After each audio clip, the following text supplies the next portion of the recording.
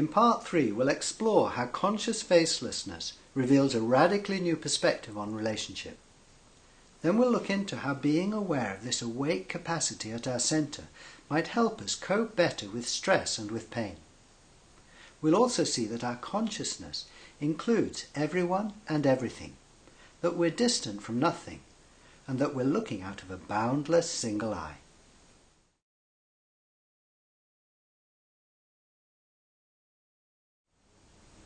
One of the areas where it really makes a difference to be aware of our private identity is in relationship. I'm aware that publicly I'm face to face with others. For you now, I'm face to face with Muka.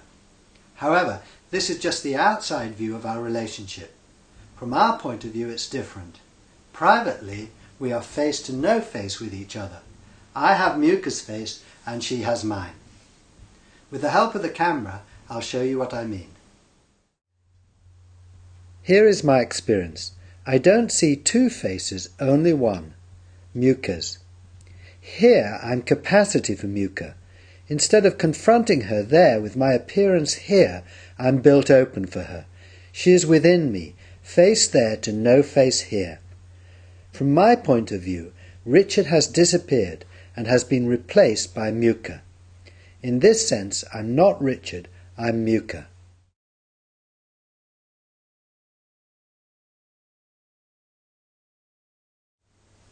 Looking at me now, do you see your own face at the same time?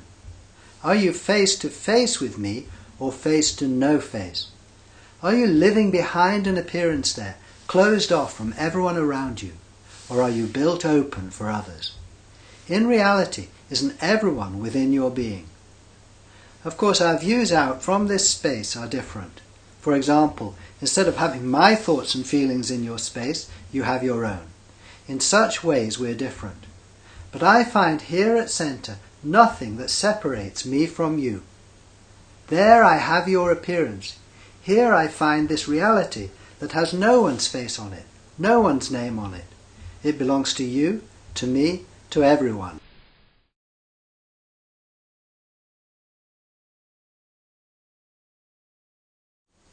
When we identify only with our appearances, it's not surprising if we feel separate from others, and then find ourselves acting from fear, from insecurity. But when we're also aware of who we really are, aware of our common identity, our relationship with others, and the way we act towards others begins to change.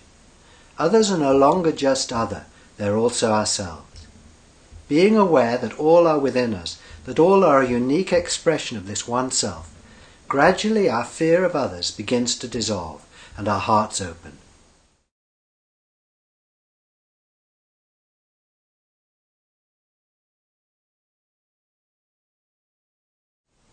When we identify only with what we look like, we think of ourselves as inside our bodies. Then when we experience stress and pain, it's easy to feel overwhelmed and trapped. It seems that there's only the stress and pain, that there's no way out. But when we see that we're not inside our bodies are inside us, in this awake capacity at our centre, we discover an inner sanctuary that's unaffected by our stress and pain. Being aware of this sanctuary doesn't make the stress and pain go away, but it does make available an inner detachment that means they're easier to cope with.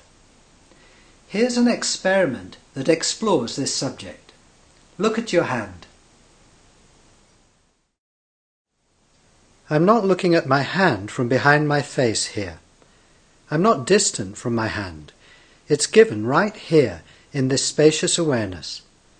I can see the shape, colour and movement of my hand there, given here in this shapeless, colourless, motionless capacity. And I can feel the sensation of my hand there, in this sensation-free capacity here. Of course, I identify with my hand. This is my hand, my body, not yours. You have a different body coming out of the emptiness at your centre. But I'm not in this hand, it's in me. I am my hand because I'm capacity for it. Right now my hand feels relaxed. At centre I'm neutral. I'm capacity for the relaxed feeling there. Making a fist, I now feel tension there, but nothing changes here at my center. Just as it's shape there to no shape here, so it's stress there to no stress here. At center, I remain unaffected, free of the stress. Gently pressing my nail into my finger, I experience discomfort. The discomfort is there in my hand, not here at my center. When you do this experiment, what do you find?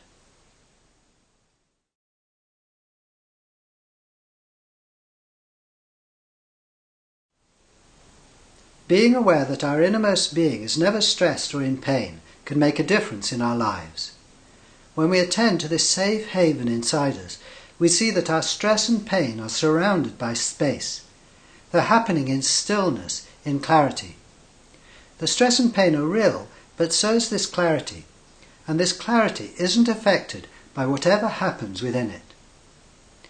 Being aware of our inner peace and freedom makes it less likely that we'll become overwhelmed by our stress and pain, or that we'll add extra stress to a situation by tensing against or resisting what's happening. Instead, it's more likely that we'll be able to relax and respond calmly and effectively.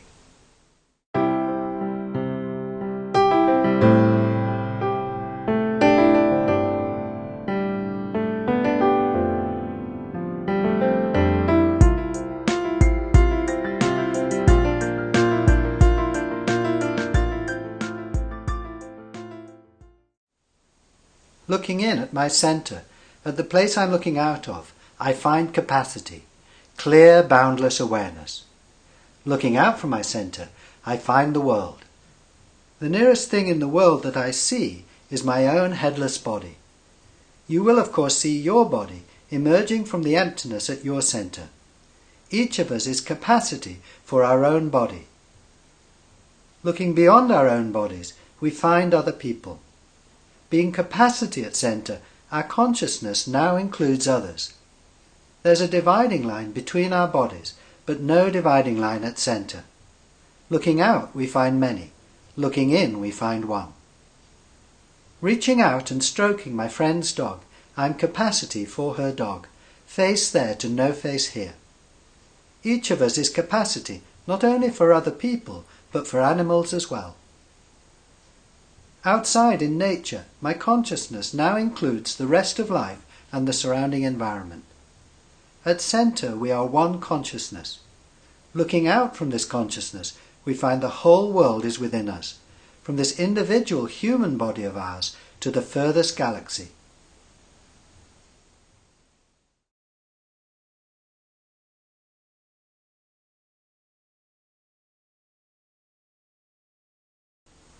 This view of who we are has profound implications for the way we relate to others.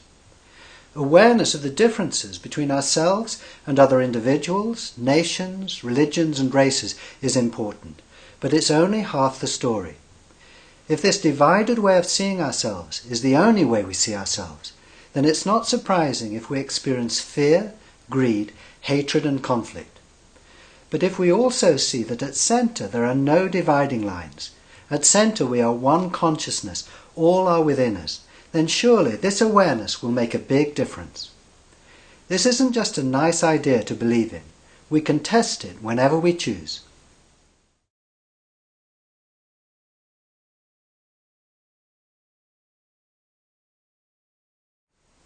So the question is, are we going to settle only for a half-truth that divides us and leads so easily to conflict? Or are we going to welcome the whole truth, the truth that all our differences are contained within this one consciousness at our center? The future of the world, its peace and its health, may well depend on whether we say yes or no to the whole of ourselves, to who we really are. In the remaining part of Part 3, I'm going to guide you through 2 more experiments. In the first, we'll see if our inner self is distant and therefore separate from anything. In the second, we'll observe whether we're looking out of 2 human eyes or 1 divine eye.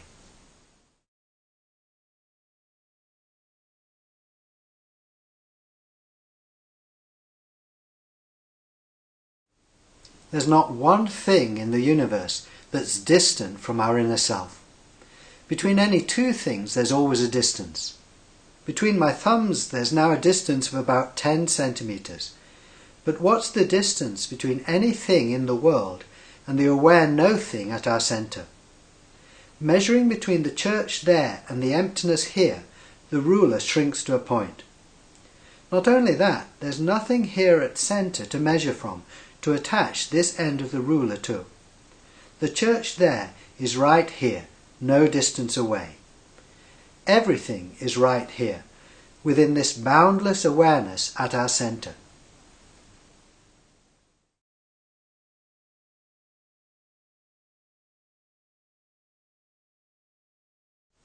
How many eyes are we looking out of? For you I've got 2, but for me I've got 1, a single eye that's wider than the world. To bring your attention to your single eye, hold your hands out like this, like a pair of glasses. You can see 2 holes there, with a dividing line between them. Now put them on and see what happens to the dividing line. I find it vanishes. The 2 holes become 1. One single eye here that isn't even an eye in fact. Hold your hands out in front of you like this, and now bring them back past your head. Don't they disappear into your boundless single eye? And as you bring them forward, don't they come out of this edgeless space where you are? Whenever we choose, no matter where we are, we can see our single eye, this clear space that we're looking out of. And we don't just see a part of it, we see all of it. It's indivisible. Nor can we see it imperfectly. It's always crystal clear for everyone. Of course, each person's response to seeing their single eye is different, and our own response changes over time. But what we're responding to, this clear inner light, always remains constant.